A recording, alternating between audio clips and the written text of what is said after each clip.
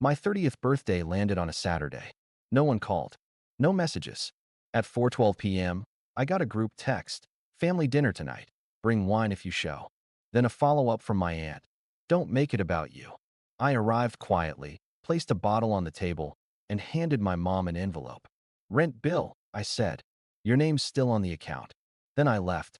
At 7:03 p.m., mid-cake, the lights went out. My sister shouted, "Who does this on a birthday?" I just turned off my phone. At 4:12 p.m., my phone buzzed. Family dinner tonight. Bring wine if you show. That was it. No happy birthday. No emoji. No we love you. Just a logistics note like I was the delivery guy. A minute later, another ping. Aunt Denise. Don't make it about you. I stared at the screen for a full minute, the kind of stare where your brain just flatlines. My 30th birthday. A milestone. And not one person in my family had said a word until now. It had been radio silence all day. No calls. No messages. Not even a lame forwarded meme from mom. For years, I'd been the one to plan birthdays, book dinners, remind everyone of anniversaries. I remembered Chloe's kindergarten graduation, Kevin's promotion, even Dad's retirement dinner that turned into a roast of me somehow. And now? Nothing. They only remembered me when they needed something. And apparently, today, what they needed was wine. I almost didn't go. I almost stayed curled up on my couch, watching reruns and letting the pizza I ordered burn in the oven just to feel something. But something in me, maybe pride, maybe anger, decided to show up anyway. I didn't text back, didn't say I was coming. Just walked in quietly at 5:03 p.m. with a bottle of red in one hand and an envelope in the other. My mother barely looked up from the stove. "Oh, hey," she said like I'd just come home from work. "Did you bring wine?" I placed the bottle on the table, then handed her the envelope. "Rent bill," I said, voice flat. "Your name's still on the account." She opened it, frowned at the numbers. I didn't wait for a reaction. I turned around and walked out. No one stopped me. At 7:03 p.m., when the lights went out and the cake knife hit the floor, my sister shouted, "Who does this on a birthday?" I just turned off my phone. Growing up, I was always the dependable one. The fixer. The one who quietly cleaned up messes I didn't make. I was the family's unofficial accountant by 15, the designated driver by 16, and the go-to babysitter for my cousin Chloe by the time I hit college. My reward? Hand-me-down guilt and a never-expiring tab of unspoken obligations. My sister, Rachel, got the spotlight. She was the fun one, the spontaneous one, the "oh my god she's so creative" one. She dropped out of college twice, found herself in 3 different European countries, and somehow still ended up moving back into mom and dad's house like a boomerang coated in glitter. She didn't pay rent, didn't help with bills, but every time she came home with a new hair color and a half-baked idea for a vegan candle business, the family acted like she'd discovered fire. I, on the other hand, had been paying my mother's utility bills for 4 years. Yeah, you read that right. Her name was still on the account from when I took over the lease. When she temporarily moved out and left the apartment to me, she said, "Just keep it running till I get back on my feet." That was in 2019. I paid every gas bill, every electric charge, every overdue water notice. And whenever I brought it up, she'd wave it off like I was being petty. "You're the one with a good job," she'd say. "You can handle it." Dad wasn't better. He retired early to focus on woodworking, which really meant spending hours in the garage making dust and debt. The last time I suggested he sell one of his collector guitars to help cover mom's medical copay, he told me, "That guitar is older than you. You don't just sell family." Funny, I thought I was family. Even Aunt Denise, my sarcastic, wine-slinging godmother, joined the chorus of gaslighting when I stopped sending birthday money to Chloe after Rachel got a second DUI. "You're punishing the child for the mother's mistakes," she snapped over Thanksgiving stuffing. "No," I'd replied, my voice shaking with barely contained fury. "I'm just done paying for chaos I didn't cause." But no one heard me. Or maybe they did, and just didn't care. By last year, I'd stopped volunteering to host Christmas, stopped bringing dishes to Easter, stopped pretending I wasn't suffocating under the weight of everyone else's expectations. And they noticed. Oh, they noticed. Not because they missed me, but because they missed my contributions. "Are you okay?" Mom asked once when I skipped a birthday dinner.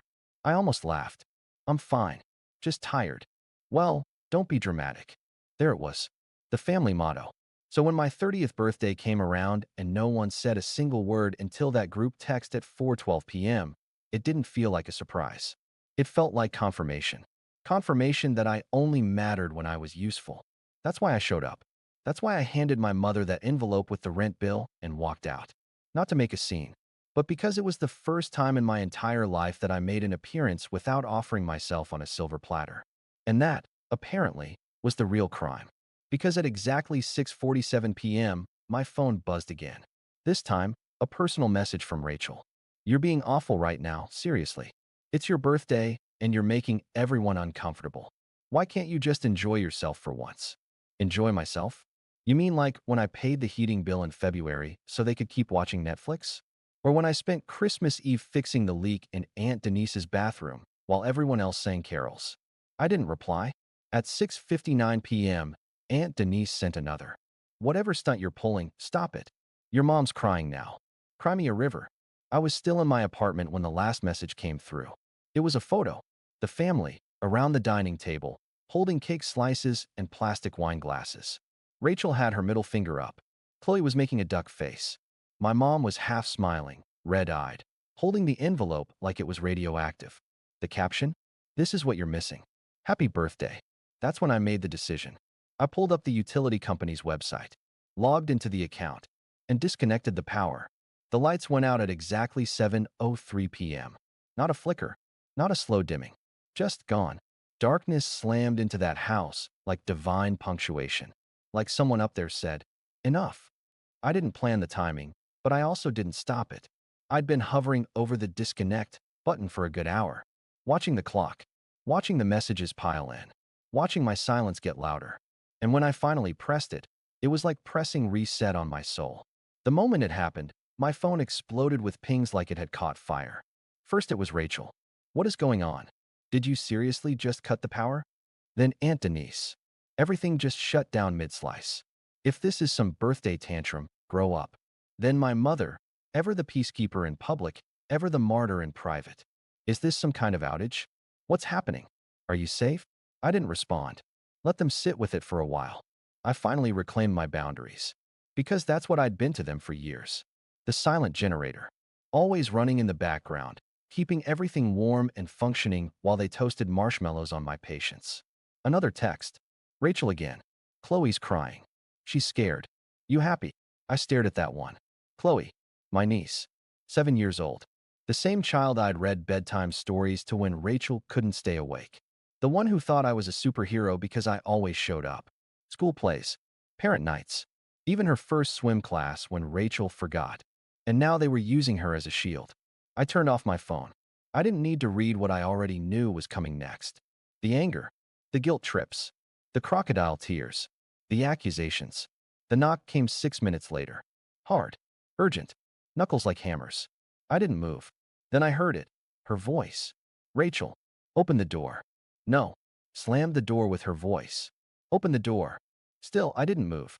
My heart thudded like it was trying to punch its way out of my chest. But I waited. More pounding. I know you did this. You turned off the power? On your own birthday? Who does that? I stood, walked to the door, unlocked it, and opened it just enough to see her face. Her hair was a mess.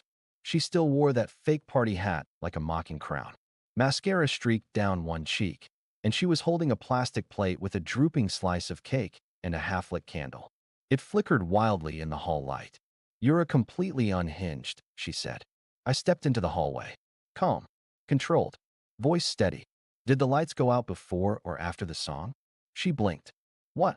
The singing. Did you at least get to the part where you pretended to care? She scoffed. You're unbelievable. No, you're unbelievable. You all are. I've paid Mom's utilities for 4 years, Rachel. For years. Rent, gas, internet. And not once, did she offer to change the name on the account or cover it herself. She's going through stuff. We're all going through stuff. But when you do it, it's finding yourself. When I do it, I'm a buzzkill. She waved the plate toward me. You really think this makes you look like the bigger person? Ruining the evening for attention because what? Nobody hugged you hard enough. No, I think I finally had enough. And it just happened to be today. Rachel's voice dipped into something lower. Crueler. Mom's crying now. You know that, right? She's sitting in the dark, sobbing. Because of you. I nodded slowly. Good. Maybe she can use the tears to boil water. Since the kettle doesn't work now. Her mouth opened, then closed. She looked genuinely stunned. I stepped closer. My voice was low, but sharp enough to cut bone. You want to know what's actually pathetic? Planning a birthday dinner for someone you can't even text at noon. Ordering a cake and not remembering what their favorite flavor is. Using their milestone as a backdrop for your selfies. It wasn't about you, she hissed. I laughed, sharp, bitter. Exactly. It never is. She narrowed her eyes. You think this makes you some hero? Standing here all cold and righteous while the rest of us sit in the dark. I tilted my head. I think I finally stopped being your free battery. That's all. She shook her head. No. You're lashing out because you're hurt. You've been bitter since we were kids. Right, I said. Because I didn't get applause for mediocrity. Because I didn't get bailed out after every mess. Because I grew up thinking being quiet made me good, and being useful made me loved. She didn't say anything. I kept going. But now I know better. Being useful only made me invisible. Until I stopped being useful. And then suddenly I'm the villain. She crossed her arms. You done? No, I said. Not even close. I pulled out my phone, turned it back on, and showed her the screen. The utility company app. The confirmation. I didn't just turn off the lights, I said. I removed my name. Permanently. Her eyes widened. That account's closed. If Mom wants electricity, she can sign up like an adult. Like the rest of us. She doesn't know how to. She knew how to put me on the bill. She can figure out how to take herself off the couch. You're gonna regret this, Rachel muttered. No, I said. I'm finally starting to breathe. I closed the door. Behind it, I could still hear her yelling. The heavy stomp of her boots. The ding of the elevator. But I didn't open it again. Instead, I stood in the silence. In the dark. In the peace I'd created. For the first time in years, I felt light. Not because I'd won, but because I'd finally stopped losing. The silence after the storm was almost louder than the shouting. Once Rachel left my hallway, there were no more knocks. No more angry texts. No group calls.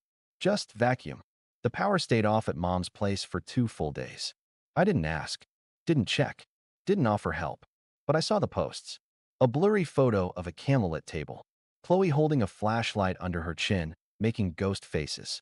Aunt Denise writing, family bonding time. Thanks to someone's tantrum. I didn't react. Instead, I did something radical. I went for a walk. Alone. No phone. No just-in-case mindset. Just me, in a hoodie, and streets I never noticed before because I was too busy replying to family emergencies. That evening, I came back to an inbox stuffed with guilt confetti. From Mom. I know you're upset, honey. I just wish you'd talk to me before doing something so extreme. I miss you. From Rachel. Hope you're happy. Chloe's scared of the dark now. Therapy's expensive. From Aunt Denise. What happened to you? You used to be the good one. Now you're cold. There it was. Used to be the good one. Not caring, not compassionate. Just good. Meaning obedient, quiet, useful. And now I was none of those things. But for the first time, I didn't feel like a villain. I felt awake. The real aftermath began on Wednesday. I got home from work to find my mom sitting on the steps of my apartment building. No warning. No text. Just her, with a jacket too light for the weather and that look. The one she wore when she wanted to seem fragile but in control. I stopped. Took a breath. Let the wind whip past us before saying anything. Why are you here? I needed to see you, she said. You haven't answered my calls. You think maybe I needed that time? She looked down. I was hurt. Hurt. I laughed, cold and sharp. You got hurt after 30 years of letting me carry everything in silence. She opened her mouth, then closed it. Then sighed. Rachel's upset. Oh, Rachel's upset. Must be Wednesday. She says you humiliated her. That Chloe is being used as a prop. Again. That stunned her. I kept going. Let's be real. You didn't come here for a heart-to-heart. You came because the lights went off and you don't know what to do without me. That's not true, she whispered. But I could hear the crack in it. Isn't it? Who helped you move after the divorce? Who paid the overdue bill when you overdrew your account? Again? Who signed you up for your insurance renewal last fall? She looked away. You've built your survival on my back. And for years, I let you. Because I thought that's what love looked like. Sacrifice. Service. Silence. Tears welled in her eyes. I didn't flinch. I'm not mad you needed help, I said. I'm mad you expected it like oxygen. And the one time I withheld it, not out of spite, but out of self-preservation, suddenly I'm the bad guy. She sniffled. It wasn't meant to be like this. No, I agreed. It was meant to be worse. Because I was never supposed to fight back. She left with no apology. No hug. No dramatic collapse. Just quiet retreat. And that's when I realized something. They didn't want reconciliation. They wanted restoration. They wanted me back in line. But that line, that role, it was dead. By the weekend, I started hearing from extended family. Uncle Mike, heard you cut the power? Wow, that's cold. Cousin Aaron, you okay? Want to grab coffee? The contrast was interesting. Some scolded, some poked, but a few, just a few, were curious. Genuinely curious. Aaron and I met at a cafe Sunday morning. She was always the quiet cousin. Middle child. Underestimated. Now she managed 2 shifts at a hospital and still smiled like she wasn't drowning. You look better, she said, stirring her tea. I feel strange. Like I finally screamed after being underwater for too long. She nodded. Takes a while to realize silence isn't peace. We talked for 2 hours. About family, guilt, generational roles. About how certain people are born into service positions in the family and never told they can quit. Rachel's furious, Aaron said near the end. Says you humiliated her. But honestly, she leaned in. I think she's scared. Of what? That you figured it out, she said. And now the rest of us might, too. Later that night, I checked the family group chat. Dozens of new messages. Someone had made a joke about mom getting a battery-powered personality. Someone else had posted a meme of a light bulb crying. Passive aggression wrapped in humor, the family brand. But this time, I didn't feel sucked into it. I wasn't angry. I was done. On Monday, I sent an email to the landlord. I officially removed my mother from all utility accounts. I updated the lease. I gave notice that, by the end of the month, I'd be moving to a new unit across town, smaller, cheaper mine. No more inherited responsibilities. No more names on my bills, but mine. The final message came Thursday. It was from Rachel. Not a group text. Not a meme. A real message. Just 3 words. You changed. Congrats. I stared at it. No sarcasm. No venom. Just resignation. And maybe, just maybe, a touch of respect. I didn't reply. I didn't need to. Because she was right. I had changed. And for the first time in my life, I wasn't sorry for it. 2 weeks after the lights went out, I moved. Not across the country. Not to some Instagrammable beach house or remote cabin in the woods. Just 12 blocks away. But it felt like a continent. The new place was smaller. Quieter. Just 1 bedroom. A tiny balcony. And walls that didn't echo with obligation. No one helped me move. No family support. No casserole drop-offs.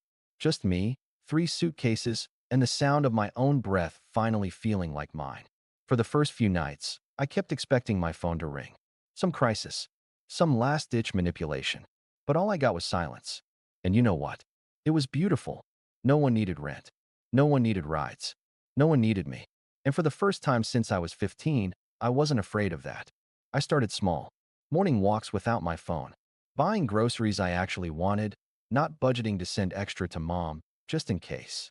I even joined a gym. Not for aesthetics, but because I liked the idea of getting stronger. Stronger than I'd been. Stronger than they ever let me be. One evening, I opened my email and found a message from the power company. It was addressed to my mother, but sent to me. A glitch in the system, probably. It said, payment past due. Account closed. Please contact support to reopen services. I stared at it. Felt that old reflex kick in, guilt, worry, the trained instinct to fix. But instead of replying, I forwarded it to her. No note. No hey, just FYI. Just forward. 5 minutes later, she called. I didn't answer. She texted. I didn't know who else to ask.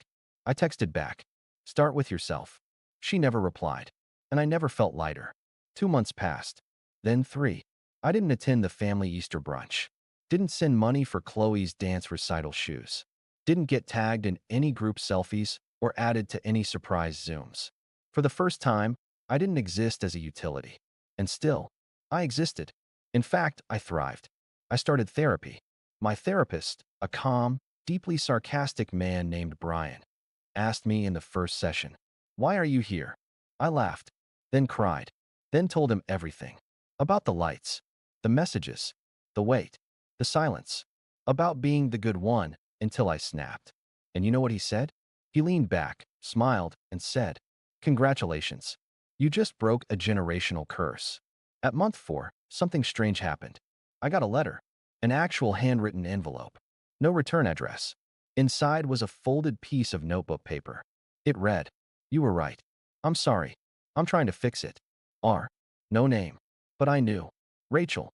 I sat with that note for hours. There was no request. No manipulation. Just something that might have been growth. Or guilt. Or both. I didn't write back. But I didn't throw it away either. I tucked it into my drawer. Next to my lease. My new utility bills. My silence. The final moment came on a rainy Sunday. I was walking home from the gym, hoodie soaked, headphones in. A woman stopped me outside a cafe. Blonde hair, nervous eyes. It was Alex's ex, the girl Rachel used to call deadweight. "Hey," she said awkwardly. "You probably don't remember me, but I used to date your sister's friend."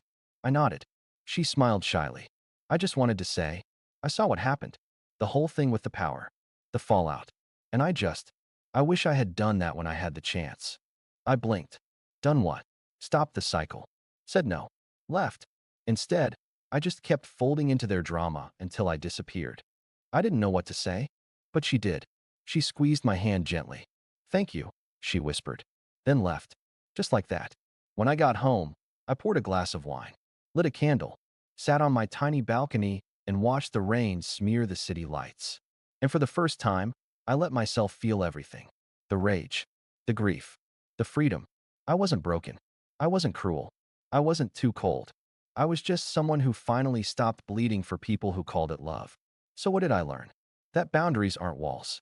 They're doors you close to keep the wind from swallowing you. That silence can be peace. That no is a complete sentence. That when the lights go out, sometimes it's not sabotage. Sometimes it's the beginning of finally seeing things clearly. Today, I'm 30 in 2 months. And I feel like I was just born. They still talk, I'm sure. Still frame it as a betrayal. Still tell stories that cast me as the villain. But I don't flinch anymore. Because I know the truth. I didn't cut them off. I cut myself free. And does freedom look good in the dark?